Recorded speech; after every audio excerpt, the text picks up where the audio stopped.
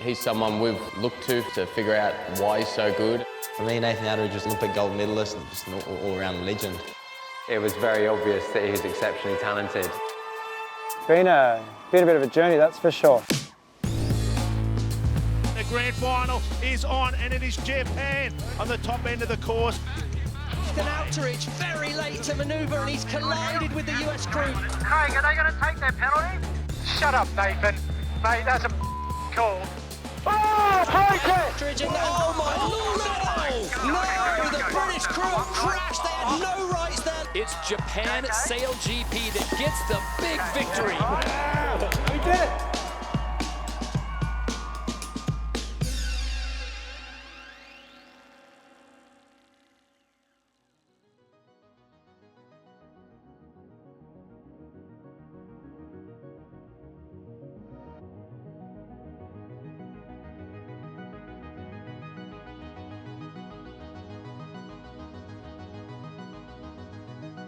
What Russell Coates has put together with Larry and SailGP is it's an amazing event. You think about where it's come from the first season where we had 6 teams and 5 venues, and here we are now with double the number of venues per season and 10 teams, which is it's still growing. Most people that I knew growing up thought sailing was boats with white sails going slowly drinking gin and tonic. That couldn't be further from the truth in my opinion of what the sailing I do at least. When Russell said we're going to put together SailGP and we're going to use the boats from the Bermuda Americas Cup and we're going to continue to develop the technology and put on a racing circuit and asked me to be a part of it, it was a fantastic opportunity. There was probably only 2 teams that had a lot of experience. There was Tom with the Australian team and my Japanese team that we put together, and even the Japanese team I had, there was still a lot of, I guess, young kids in our team. We had Leo and Timmy who were not even 20 years old. It was, hugely disappointing when the decision was made to drop the Japanese team. We were second in the first 2 seasons and really pushing the Australians, to the limit. I've spent the last 2 seasons helping, probably the newest team on the block, the Swiss team. Seb's the youngest driver in the fleet, and everyone in the program is young, but lacking, the experience. So it's been like chalk and cheese for me, starting SailGP as, one of the experienced teams, and now, working with the team with the least amount of experience. It's been, a tale of 2 halves for sure. It was fun to sail against Tom. We grew up sailing together in Australia. He was in the Laser, I was in the 49er with Goobs, and it was always trying to help each other. And then at SailGP we're in different teams, and all of a sudden you can't talk to him about the things that you used to talk to him about, and you would share a huge common interest, but you had this competitiveness between the 2 of you where yes, you'd talk about it, but at the same point, you didn't want to talk in too much detail about it. Everything we've done this season is to prepare for this one 10-minute race. And so for the last 3 seasons at SailGP, our chats are like, hi, how's your wife going? How's life going? Tricky, eh? Hey Jack, is that your new wheel? As opposed to trying to work out how to improve performance, because the nature of sport is you want to beat your competitors. The nerves are starting to run a little bit higher? I don't know, Tom, you got any nerves you're going to tell me about? I feel good. Really happy. And what are his strengths? What are his weaknesses that you can exploit? I don't think this is the place to discuss that, to be honest. I think we're going to tell him all about it tonight. We're always helping each other right up until 2012. It's tough when your best friends end up being your competitors.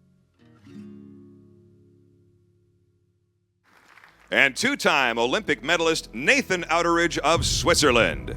This weekend will also likely be your last SailGP event for some time. Can we expect to see you back in maybe a coaching role in November, or are you still looking for a spot on a team? Yeah, it's a bit of an end of an era, I think, for me this weekend.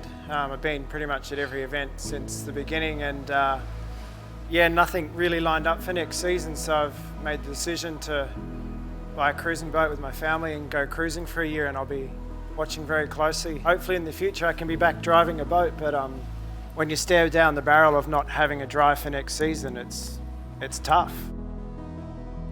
It's been something that I've been thinking about for quite a while with my wife Emma. She could see how frustrated I was getting. You know, the last 2 seasons not having a full-time drive, coming to the events in a supporting role, helping Seb and the Swiss team out and driving sometimes, but also being in the background coaching. And she was saying to me, like, you know, you're a person who either does it at 100% or not at all. And I return every weekend after a SailGP event just frustrated that I'm not in a position where I feel like I can race against the best. And so, you know, all season I've been working in the background trying to put something together that has me sort of running the program, and it just became apparent that wasn't going to happen. And so, you know, I had to, well, basically we made the decision to go and take a year off and spend some time with the family. So, you know, today's my last day at SailGP for the foreseeable future. I took a lot of advice from a good friend of mine, Glenn Ashby, who said, you know, you work hard and you play hard with your sport, but then when the chapters are over, you go and spend time with your family and you enjoy that time, and that will recharge you for something in the future. So a few more months, I'm going to go and recharge my batteries and enjoy some warm weather, hang out with my family, and hopefully I'll be back here at SailGP, you know, come season 6.